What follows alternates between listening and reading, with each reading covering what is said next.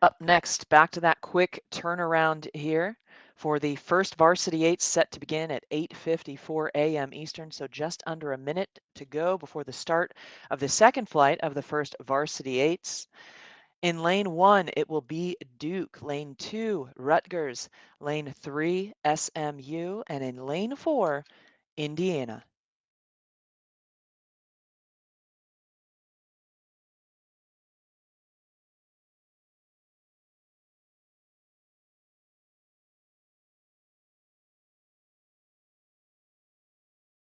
You'll notice the markers to the just behind where the coxswains are, signifying the lanes themselves. That means that the referees have shifted the racing over. They did the same thing yesterday. So just so you know, what I call is in the order 1, 2, 3, 4 of how you are seeing them, but they aren't necessarily using those exact lanes on the course.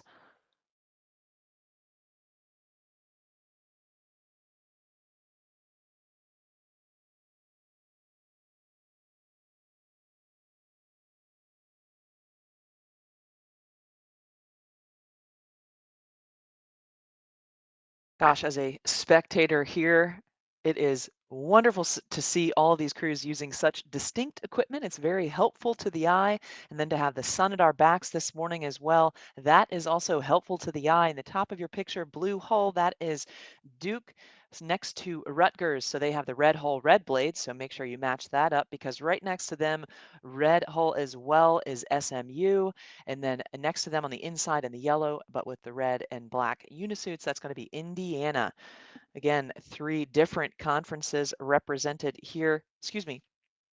Yes, three different conferences represented here. We have Duke out of the ACC, the SMU Mustangs out of the American Athletic Conference. SMU has won that conference the last 2 years, so that has sent them to the NCAA championships the last couple of years. So they are the speediest contender out of that conference right now. Duke has been one of the top three contenders in the ACC for the last several years. And then you have the two programs, Indiana and Rutgers, representing the Big Ten.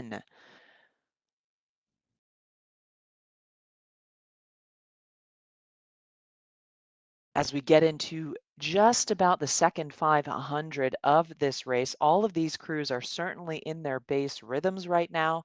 That's the base rate, the base rhythm. That is the pace that they'll maintain, or that is the stroke rate and rhythm that they'll maintain for the vast majority of the race. And although all four crews had very quick starts, maintaining contact with one another, of course, there isn't a ton of separation that's going to happen in the first 20 strokes, let's say, of a race, as most crews get up and off the line pretty quickly. Once the aerobic element kicks in, though, the sustainability of this sport kicks in, that's when you start to see some separation occur. SMU, again, our early leaders, just as they were in the previous race in the second varsity eight. Duke was also an early second behind SMU, but it's a much tighter bit of contact between Duke and SMU. SMU, our current leaders, by just a few feet over the Blue Devils of Duke. Up at the top of your picture in that blue hull, you can see Duke charging hard as they want to put themselves in front in this second 500. They would love to be in first place as they cross the 1,000 to give themselves the confidence going through the third 500, that very challenging mentally. Yes, it's challenging physically. That's why it is challenging mentally. These athletes have all trained at such a high level, even at the collegiate level. Some of them are on par with what national teams would be doing, these days.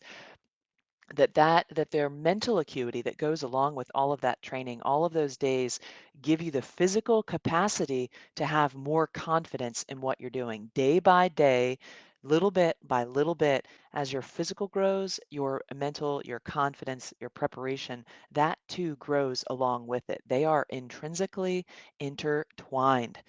Right now into the third 500, SMU still our leaders. Duke still just a few feet, perhaps a deck off of them right now. But in there fighting for that lead with SMU.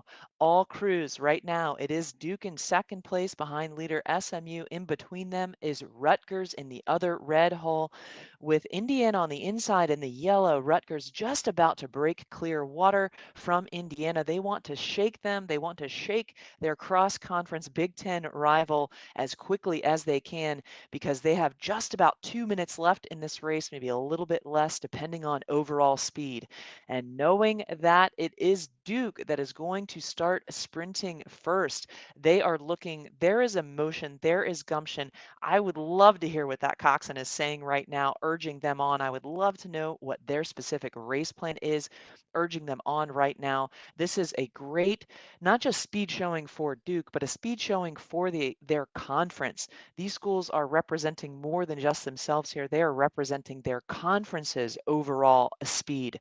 Still, though, SMU, no matter what Duke does here, it is still SMU out in front by about a half length over current second place Duke, who is being pushed hard by Rutgers.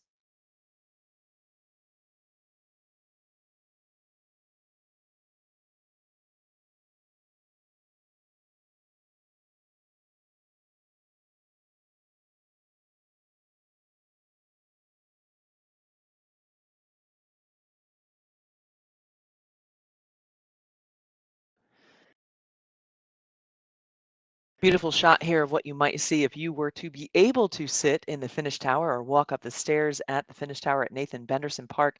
SMU still our leaders and Duke certainly charging hard. If I were watching them, I would just be rocking in my chair, which I am watching them and I am rocking in my chair, urging them on because you can see just their minds wanting this so much.